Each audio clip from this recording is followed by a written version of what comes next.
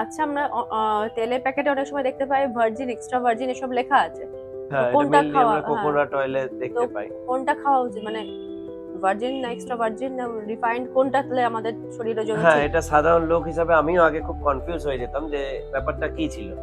তো এখন যেটা বুঝি আমি অ্যাজ এ নিউট্রিশনিস্ট, সেটা হচ্ছে আমি রেকমেন্ড করব সবসময় এক্সট্রা ভার্জিনে যাওয়ার। কারণ কি এক্সট্রা ভার্জিন হচ্ছে আমাদের একদম ফ্রেশ কোকোনাট থেকে নেওয়া হয়। যেটা ফ্রেশ, যেটা একদম টাটকা পাড়া হলো ওখান থেকে আমাদের এক্সট্র্যাক্ট করে অয়েলটাকে নেওয়া হয়।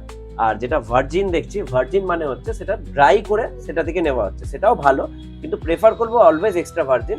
আর যেগুলো হচ্ছে আমাদের আরেকটা ফর্ম বললে, কি ফর্ম বললে ওটা? রিফাইন্ড। রিফাইন। তো রিফাইন ফর্মটা আমাদের হচ্ছে অনেক কেমিক্যালস দিয়ে পাস করা হয়, যার কারণে কি হচ্ছে ওটা মেনলি করা হয় হচ্ছে স্মেলটাকে কমানোর জন্য, তারপর ওটা যাতে তাড়াতাড়ি বার্ন না হয় সেই কারণে আমাদের অনেক কেমিক্যাল প্রসেস দিয়ে পাস করা হয়।